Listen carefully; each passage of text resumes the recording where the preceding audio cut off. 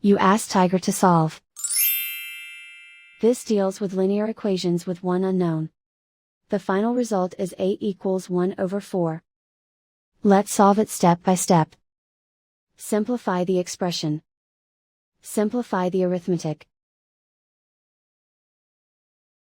Group all constants on the right side of the equation. Add 1 to both sides. Simplify the arithmetic.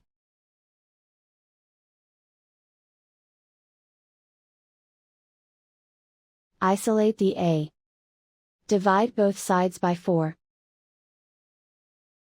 Simplify the fraction. And so the final result is a equals 1 over 4.